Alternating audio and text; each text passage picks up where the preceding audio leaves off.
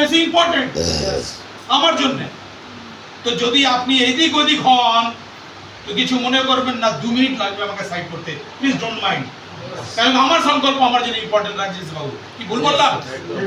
তো আমার কথা একটাই, যদি নিয়মাবলী না মেনে চলেন, রুলস রেগুলেশন না মেনে চলেন, ডিসিপ্লিন না মেনে চলেন, ডিসিপ্লিন অফ দি সিস্টেম না মেনে চলেন, প্লিজ আপনারা বাড়িতে যা করছিলেন করুন, কিন্তু ইভাইটোরিয়ামের সময়, সাগর যোশীর সময়, আমার সময় নষ্ট করবেন না, কারণ আমার সময়টা আমার জন্য কিন্তু খুব ইম্পর্টেন্ট।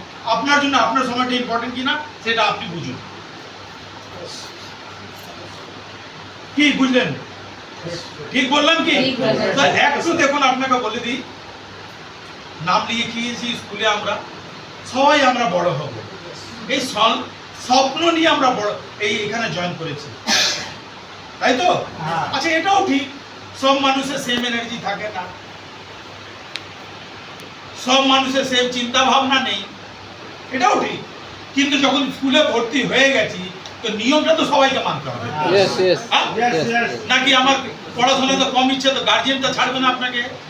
আপনার গার্জিয়ানকে এখানে আপনার কষ্ট, আপনার স্কুলের বাচ্চার ফিস, ওটা হচ্ছে আপনার আগুন। বুঝাতে পারছি আপনাকে কি না? যদি বাড়িতে কারোর কষ্ট নেই, টাকার যদি অভাব নেই, দেখুন স্যার একটা কথা খুব দামি জিনিস বললো আজকে, কথাটা একটা জিনিস দামি জিনিস বললো, এই পৃথিবীর সব থেকে বড় রোগ হয় দরিদ্রতা, দরিদ্র মানে কি বলে গরিবী,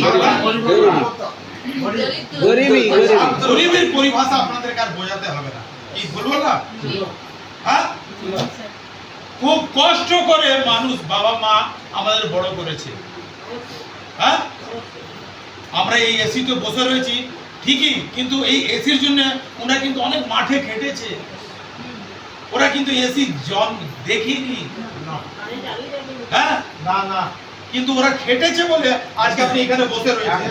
আর যদি আপনি না খাটেন, আপনার বাচ্চা কালকে ওইখানে আর কামিং জেনারেশনে যেতে পারবে না, তাহলে সব থেকে দোষী আর পাপী আমরা হব যদি আমরা কিছু না করতে পারি। কি বললাম না?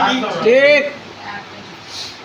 হ্যাঁ, তার মানে যদি বড় কিছু করতে হয়, দেখুন এখানে ডাকা মানে একটাই কথা, আজকে 12:30 রাত্রি হচ্ছে, 1টা বাজতে চলেছে, এটাও আপনাদেরকে থ্যাঙ্কস বলুন বা উপরওয়ালাকে থ্যাঙ্কস জানাবেন কি কলকাতা থেকে, বেঙ্গল থেকে আমরা এখানে এসেছি বোম্বেতে, আর রাত্রি 1টার সময় আমরা একটা ডিসকাশন করছি।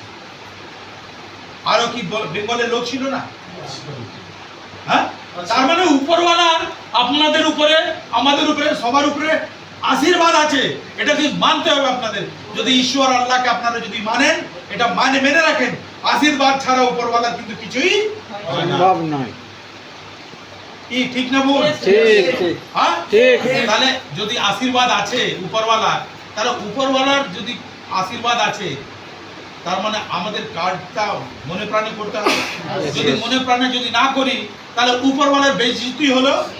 আর যদি উপরওয়ালা যদি বেইজ্জতি হলো, তো ও যদি আপনাকে দরিদ্র আর গরিব করে, তাহলে ভুল করে উপরওয়ালাকে দোষ দেবেন না। হে ঈশ্বর, হে আল্লাহ, তুমি কি করলে, ঈশ্বর বলতে যাবেন না, তার দায়ী হচ্ছেন আমরা হচ্ছি। কি ঠিক তো? তো সব জিনিসের একটা নিয়ম হয়, স্কুলের একটা নিয়ম হয়। হ্যাঁ হ্যাঁ, একদম বেস্ট বেস্ট বসুন না, বসুন বসুন, এখানে বসুন, কমফোর্টেবল বসে সিঁড়ি হচ্ছে প্রোগ্রেসের